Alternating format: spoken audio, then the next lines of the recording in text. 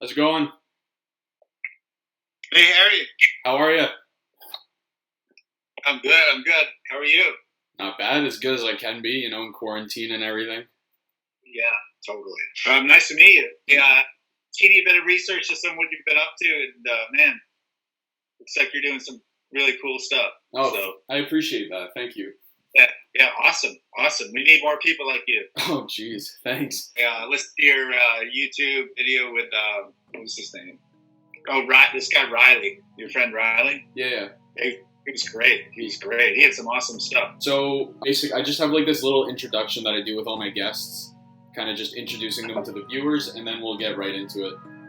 Awesome. Sweet. Okay. Sorry if it sounds staged or whatever, but I have it No. written down. Do your thing. Okay. I'm not watching. Respect. Okay.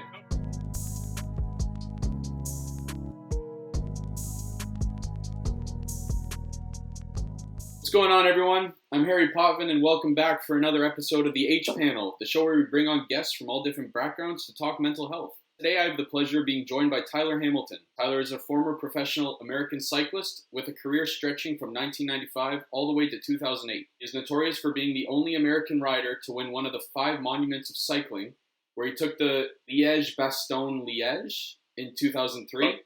Perfect. Yeah, well done. Tyler was also a teammate of Lance Armstrong during the Tour de France of 1999, 2000, and 2001, and appeared in both the 2000 and 2004 Summer Olympics, where he received a gold medal in the individual time trial in the latter. Additionally, he was titled a national road race champion in 2008. What is more impressive than his athletic accomplishments, however, is the bravery and honesty that he has exhibited in the face of adversity. In the year of 2011, Tyler began opening up about doping practices found within the sport of cycling, and co-authored a book in 2012 titled The Secret Race. With this book, along with multiple speeches and presentations, Tyler is using his platform and experience not only to come forward and be truthful about his own usage, but to also advocate for anti-doping practices and clean sport execution. Tyler, thank you so much for joining me today. Yeah, nice to be on your YouTube channel.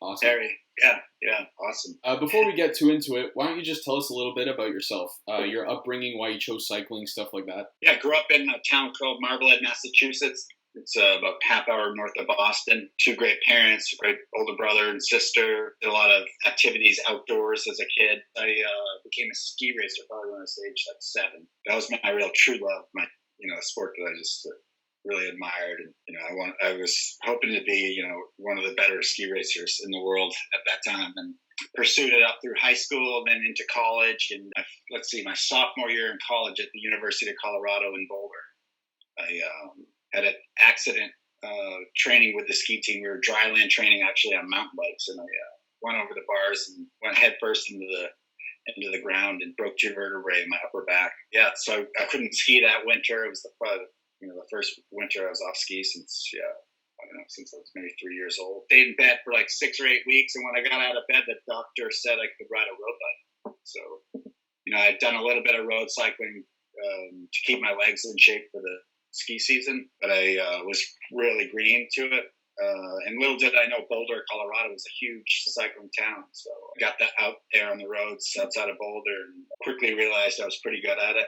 There were a lot of top, professional and tough amateur riders there. I was able to kind of hang with them, and people kept telling me that I was pretty good at it. So I joined the university cycling team, and a year later won the collegiate national championship. A year on the U.S. national team, and I was professional all year. So I was taking big, huge steps every year. I went professional in 1995. The first 2 years of my professional career, I was on a domestic professional team. If you follow baseball, it was maybe a double or triple A baseball team. Oh, okay, yeah.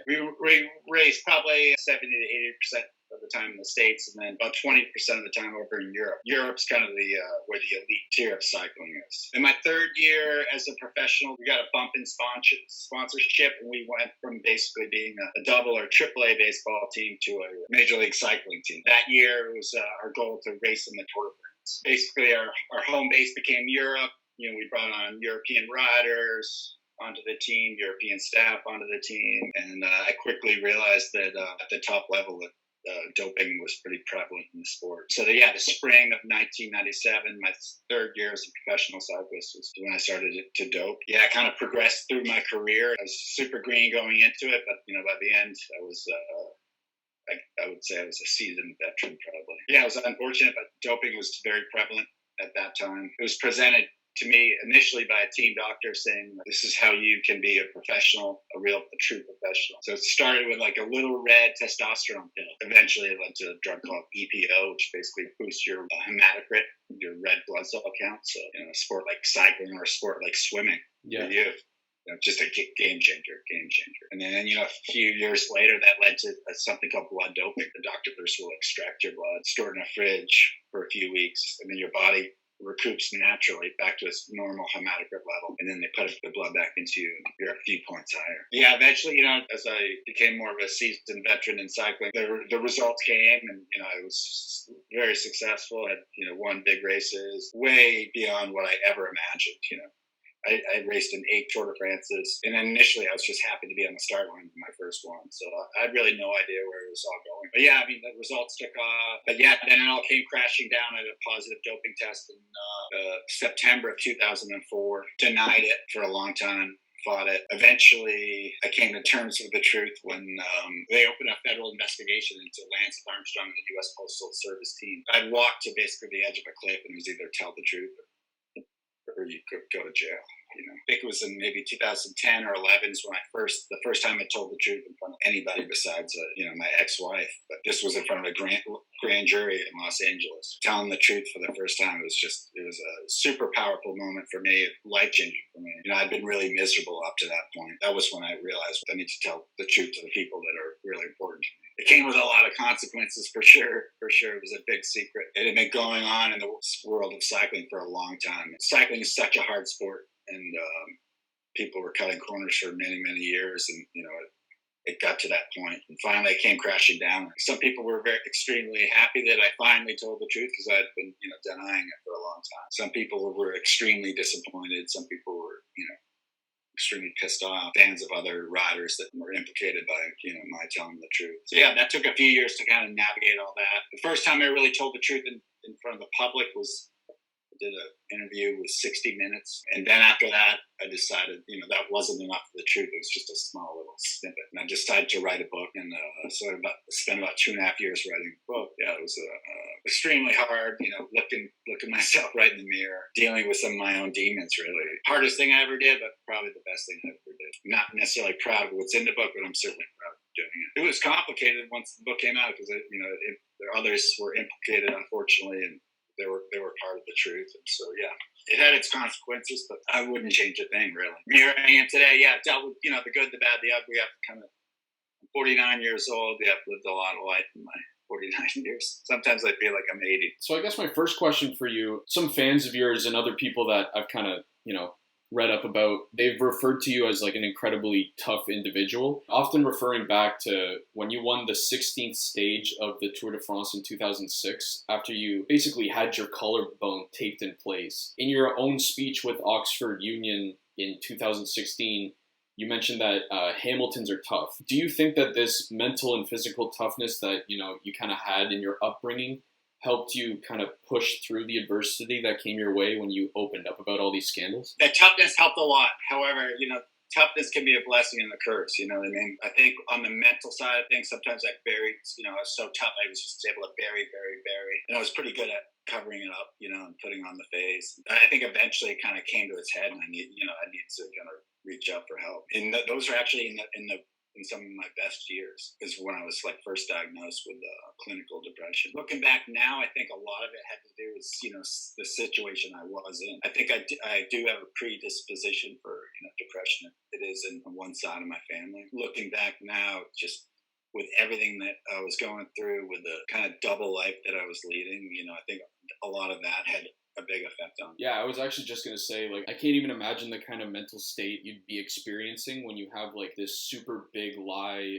For a lot of people who, experience depression and stuff, with my own personal experiences as well, bottling up a bunch of feelings seems like a quick fix, but in the long term, in the grand scheme of things, it ends up just overpouring anyway. But But it did help me get through. I had some super low moments, so low. So, I mean, it was close to as low as you can get, really, you know. And I do feel like my toughness helped me get through that. I do feel extremely lucky to have, like, awesome family and friends, people that were supporting me through all this. Like, there were other individuals, other cyclists that have gone through similar stuff that I've gone through that aren't here today. You know, it was my ex-wife, Haven, who told me, like, hey, I think something's not right. I think you should go talk to somebody. I didn't know, you know, sometimes it's like, you know, rock hard. Everybody, but it maybe men a little bit more, you know, it's like we're so sometimes stoic and, oh, we can get through this and we don't need help. And sometimes you just need to accept that you're struggling and reach out. You know, that was, I think, 2003 when I first reached out to somebody.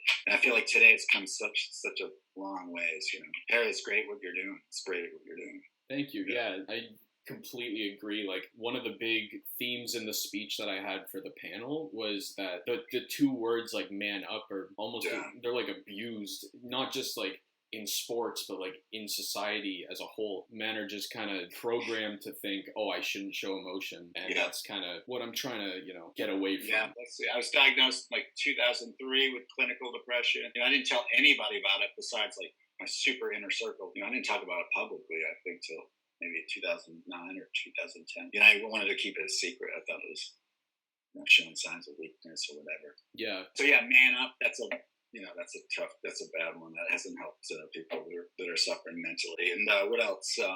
You know, when I was a kid, I heard a lot from my parents, and I don't think they meant it in a bad way, but they were like, you don't have anything nice to say, don't say it at all. So I kind of took that as like, maybe sometimes I don't feel that nice inside, and I didn't want to say it. And it's okay to be feeling bad or feeling not so good or not so confident. Everything is fleeting, right?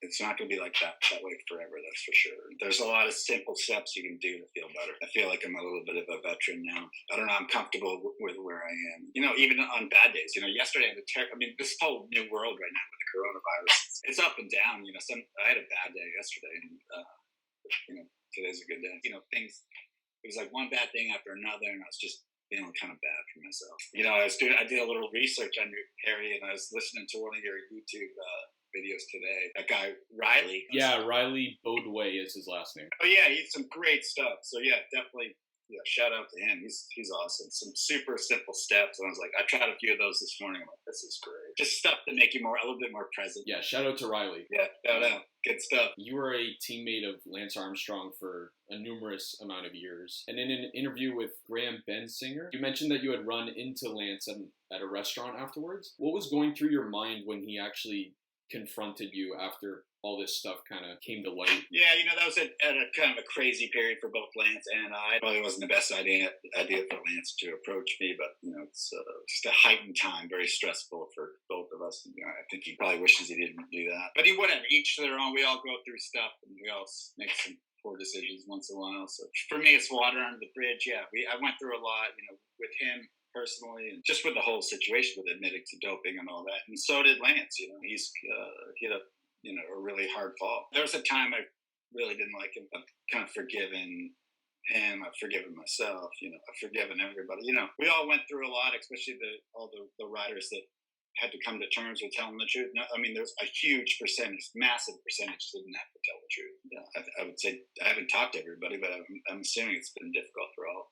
But important too, you know. It's a big secret. It had been going on for a long, long time, and it was like the truth needed to be told. Hopefully, the kids that are racing at the highest level today are, you know, doing it the right way, and hopefully, you know, we paid a price to have it sport much cleaner today than it was back in the dark days. I have a question from one of my viewers who's a big fan of yours. He asked, how do you think that the current state of social media presence with respect to sponsorship contributes to burnout amongst young athletes and specifically U23s? And are you glad that this is something that wasn't super important during your career? So I'll answer the last part first. Yes, absolutely. I'm glad I didn't have social media when I was a bike racer. Absolutely. And I was thinking about that this morning when I was out hiking with my dog.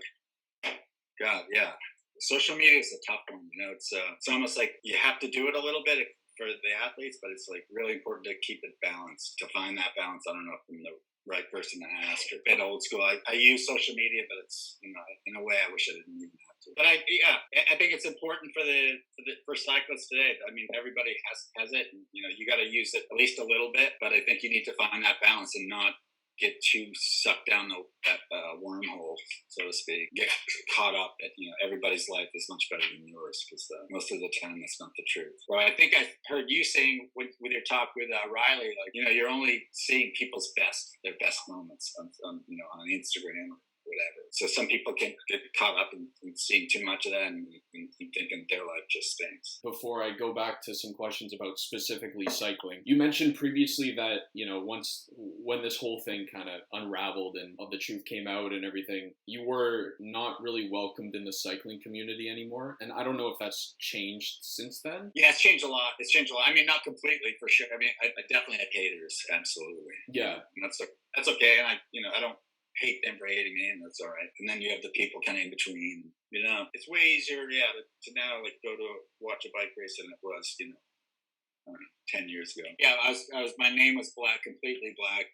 I think from the outside it looked like myself and just a couple other individuals doped, and nobody else did. I think now, since some of the truth, or let's call it more of the truth, has come out, I think people have realized that, okay, cycling there was a period where it's just really dirty. I had no warning ahead of time. It wasn't like that second year as a professional cyclist when I was on that AAA cycling team. I didn't know to expect that next year. I didn't know anything. I had no idea it was going to just blindside me. It was going to be a choice that I'd have to make. But yeah, I made that choice. I knew it was wrong, though. I knew it was wrong from the beginning. It bothered me the whole time. I think to myself, well, everybody else is doing it. This is just what I have to do to compete. Just kind of accept it and join along, I guess. So now I just have a couple questions about cycling in general, because I obviously am not that educated with cycling. Performing in the big cycling events that you have performed in, it for sure has like an incomparable amount of pressure. So how did you handle that stress and pressure that came with these competitions? Lots of deep breaths. I don't know. I trained hard. I tried to come to all the races best prepared as possible. And I feel like I've been competing my whole life, really, whether it was skiing or soccer or baseball or whatever it was. I was always competing. I think it builds up on you. Over the years, I climbed the ranks, and then, after I left the U.S. Postal team, I became like a team leader on another team. And then you're expected to win, or expected to be up there, whereas when you're a domestique, it's like you're a helper. When I was on U.S. Postal, most of the time I was riding for Lance, trying to help Lance. Then I went to another team and I was trying to beat Lance myself. Yeah, you have a lot riding on your fitness level, so like, you better be training hard, you better be staying focused, you better be getting enough rest, you better be eating right. And then obviously there was the doping element too. So it was like, but you better be checking off all the boxes. By no means were we like training a little bit and just doping. Everything had to be perfect to a T. But unfortunately, yeah, there was the doping side of it included. The higher that you were on a team basically ranking, the more pressure you had, and like your results could be responsible for the sponsor, coming back again the next year, because a lot of cycling sponsors are pretty fleeting. They're around sometimes for just 2-3 years. The Tour de France is arguably one of the hardest, if not the hardest, sporting events around the world. How, both mentally and physically, do you even begin to prepare for something like that? Like, what kind of training goes on behind the scenes? A ton of, years and years and years of training, so much time on the bike. Incredible. I was just a skinny rail from riding my bike so much. I probably weighed, 25 pounds lighter than I am now. Incredible dedication, to do well in a race like the Tour de France. Your weight's got to be perfect. You've got to be well rested. So many elements go into it. I felt like I was kind of preparing for that my whole life. Really. Straight away as a kid, I was told I was a good athlete. I kind of just went with that. School was, I was kind of like a B student. But athletics, I always excelled at it. And so, I don't know. Yeah, I felt like I've been training for it my whole life. At the Tour de France level, yeah, you almost have to live like a monk. Not the most glamorous of lives. People see it from the outside and they see the Tour de France and all these screaming fans. But the real truth is there's a lot of like dark days, a lot of just time on the bike when you're not feeling that good in the cold wind and rain out in the middle of nowhere. I always would say when I was a bike racer, I would say for every 99 bad days, there's one good day. But that one good day or great day could be, maybe winning a stage in the Tour de France. It's a very difficult sport. You can't take too much time off. It was just you're on the bike a ton, and traveling a ton, away from your friends and family a lot. So my last question for you, Tyler, is if there's an up and coming cyclist watching this right now who's kind of maybe frustrated with their results, or like thinking, maybe I should turn to doping to get the edge or be ahead of my competitors, what is something that you would want to say to them if you were face to face? Don't do it. Don't do it. Don't do it. Think about it. Take a couple steps back real quick. Take a few deep breaths. Don't do it. Think about the consequences. It's not worth it. You have to live with every decision you make, and this is a big decision. If you go down that wormhole, who knows what's next? I do have a small coaching business, and I coach a lot of kids, and that's one of the things I tell them straight away is to be aware of that. And think about it now. Think about it now before it might get pushed on you. I mean, look at what happened to me. Look at what happened to Lance. Look what happened to a lot of my still teammates. It's not that pretty, and it's not that fun to live with a big, big lie. I wouldn't recommend it. You want to be able to look in the mirror and see the true you. But it would wake me up in the middle of the night in secrets. Wake me up in the middle of the night. I'd call them committee meetings. I'd just stare at the ceiling, thinking about them. I don't know. If you live a life of truth, then you have nothing to worry about. And you can be really happy with yourself. And it's okay. You put your best effort in. And so whether you're first or 49th, doesn't matter. Put your best effort and you can be proud of yourself. When that doctor came into my room with that little red testosterone pill, I wish I gave myself a chance to at least ride a few more years and see how well I could have done clean, But I didn't give myself that opportunity. So. Some great words to listen to my viewers. So this last little part now, after every interview that I have, I kind of just give, 30 seconds or whatever for the interviewee to kind of say anything that they've got going on in their life, like a little plug of some sort. So if you got anything. But we haven't talked about you. What about you? We don't talk about me. You just retired from swimming. What's going to be your next sport? Oh, man, I don't know. What about cycling? I've been biking a lot because I took a couple months off of swimming, enjoyed the non-athletic life for a little bit.